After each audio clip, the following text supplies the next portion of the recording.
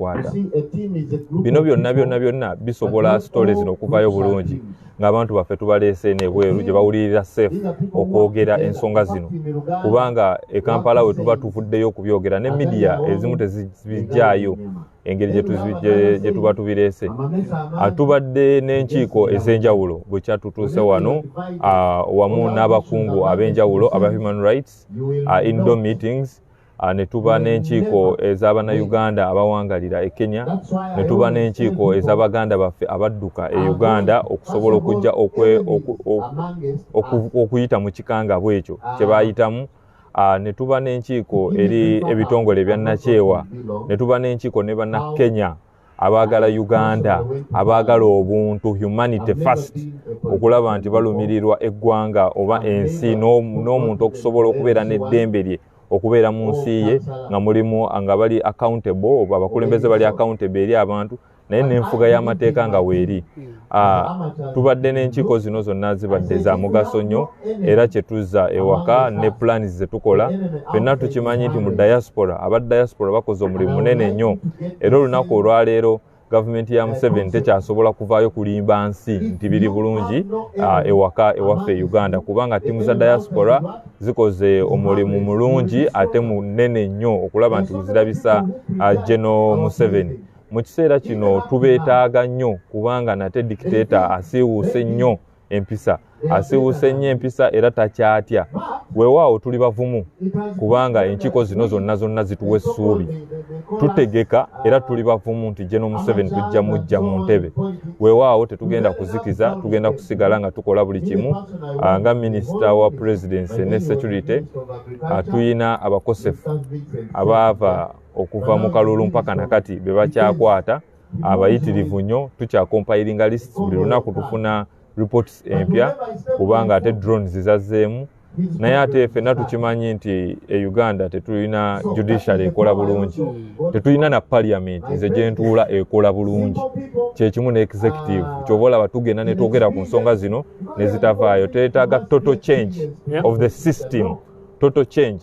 Omuntu yenna n'ali ewaffe Uganda economy erimu affectinga, obwavu obuwunya ne ku bantu nti buli kyozza mu business tekisobola kuvaayo. Ky'oba olaba gavumenti evaayo n'egamba twagala manerenda, naye abafuutu soja ne bannaffe we batambuddeko ne bajja ne balaba eggaali y'omukka ku mulirwano ng'esinga ekisaawe eky'eggwanga okulabika station, okulabika obulungi. Weewaawo biba motivatinga nabo, wadde babadde bayita mu bulumi buno ng'ebimu babirabira mu firimu ne baba n'essuubi. We babiraba ku mirirwano balabira ddala nga bisoboka. Weewaawo Kenya eri mu maaso ko kufe, naye tennatuuka natto ku ssa lya demokrasiya. Katono nnyo nti ne mu trip nga zino abantu abamutambula nabo abaana bana abawansi tikiina kye kibongerako. Ensonga lwaki twatambudde na bafoot soldier basobole okugabana ku ekyo kye twogerako nti tekiri wala. Wetwogera ku nguudo ennungi, wetwogera ku train system, wetwogera ku systems eziri accountable to the people, wano walinga waliwo ekifaananyi. Tuyina ekifaananyi ffe kye tulaba mu free world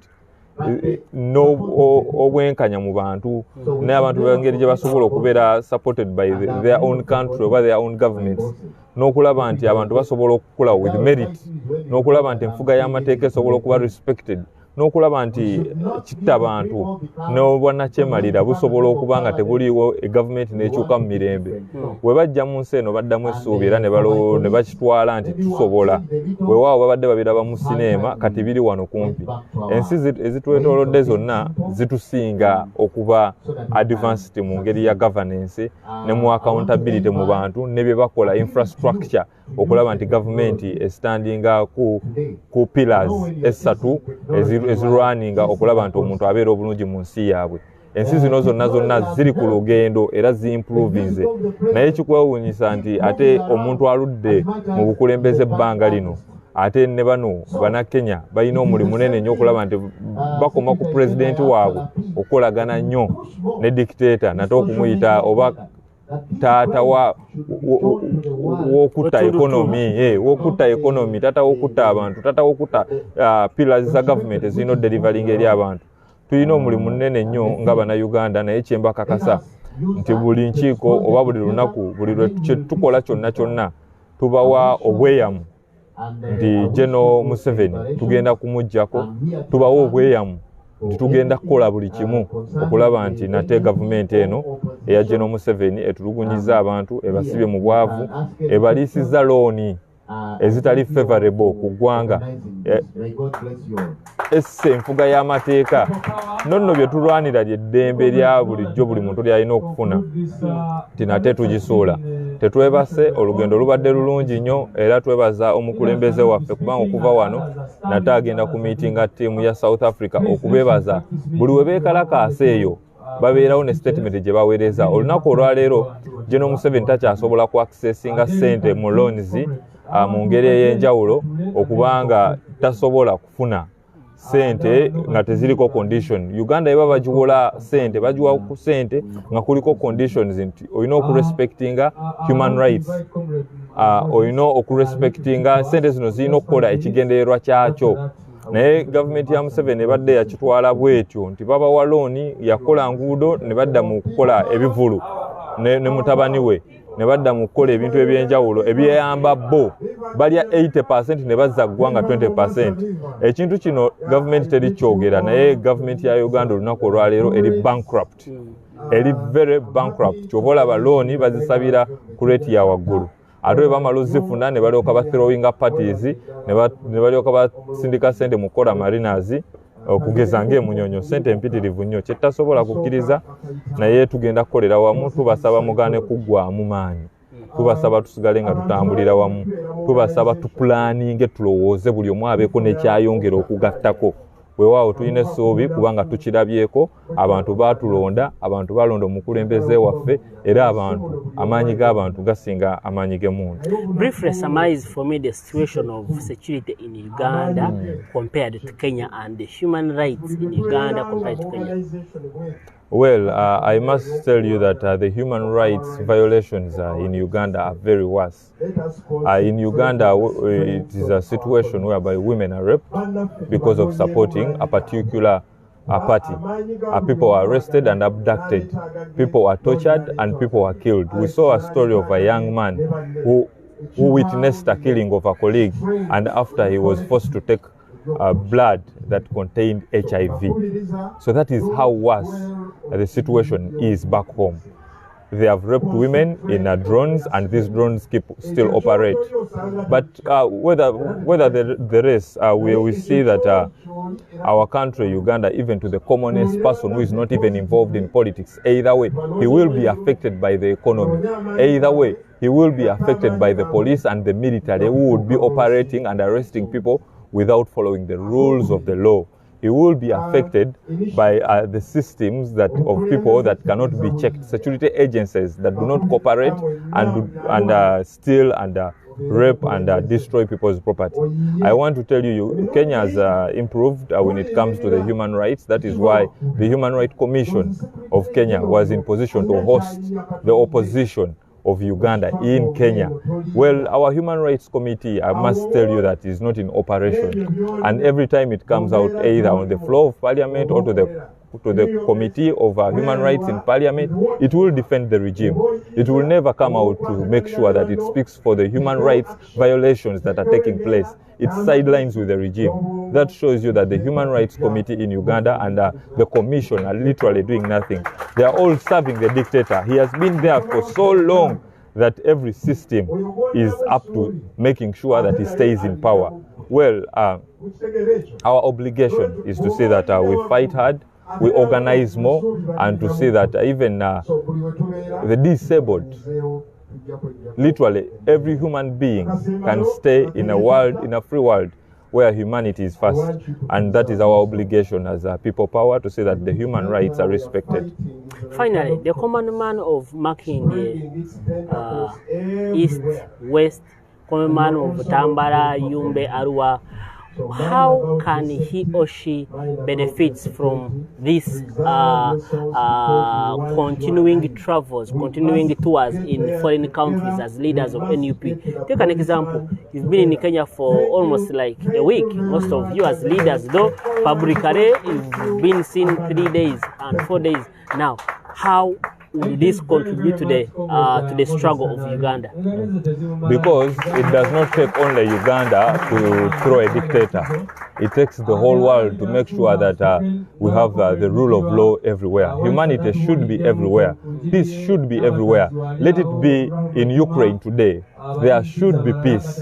Humanity should be all over the world. So we do not look at only where we do come from. But at the end of the day, we need these forces. Either way, Museveni, when he was fighting, he used and he organized from outside Uganda, because it's the only way we can organize better and discuss a few things that the state will not be in position to tap, and also to encourage our colleagues to join up and know humanity everywhere should be, even in Uganda as well. So the common person in Makindye East 100% benefits from the travels, from the connections, because at the end of the day, a lot of money and a lot of loans and donations and grants have been given to General Museveni.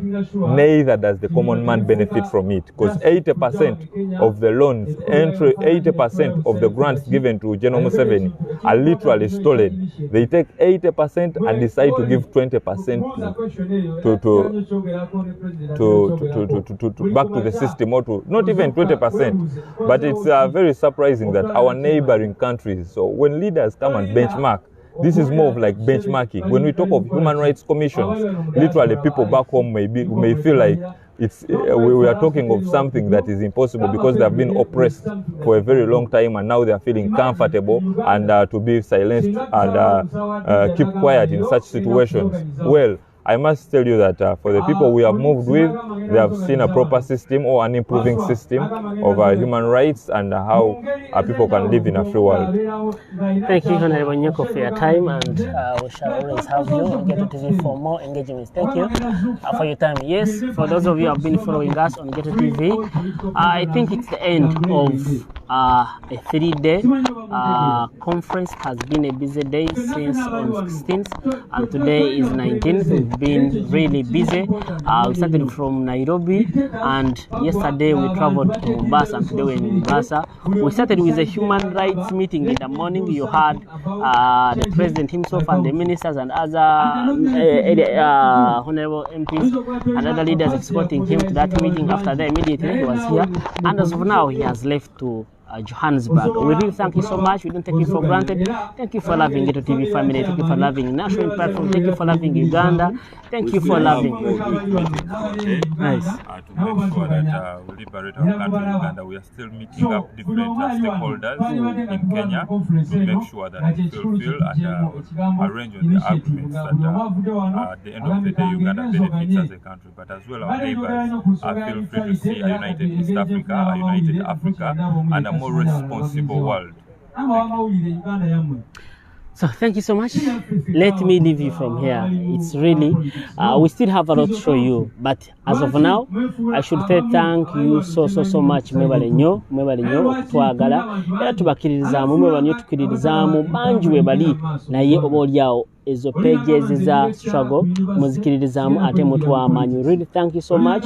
Munzikirize mbasibulire wano baganda bange bonna, Ronald Bugenyi, muganda wange Kalema, Daphne Kyakunzire, Sarongo Bwejire n'abalala bonna, Ashraf Kasirye, bwetu bwetukwasaganyiriza emirimu gino ne baganda baffe ku pages endala, muganda wange Kavuma, muganda wange Mapu, Sobra n'abalala bonna, bwetu bwetukola tusaba tukolere wamu. Mutukirize kiri ku record nti NUP ne Human Rights Kenya bategese olukungaano lw'abantu abasoba mu 3 mu ggwanga lino, era tetwalabyeko ku poliisi, tetwalabyeko ku magye, bakoze bulungi emirimu gyabwe mpaka ate bwe bamaliriza emirimu egyo. Abalala bakyaliwo, abalala bagenze emirimu emirala, bavudde mawanga ag'enjawulo. So we really want that. Honorable Nyoko alina wakikoneddeko nti n'alabye ghetto speaker ngali kunyonyi ng'ayogera ebiganga, awulira ddamu amaani ng'ayogera ku nsi eyo ensuubize. Yalabye emmeri wano tuli ku Mombasa, bamanyi Mombasa mugimanyi, balabye emmeri ne bawulira essanyu. So nti bannayuganda beetaaga ekyo. Muzikirire mbasibulire wano, saako bimalayo munga batukumire.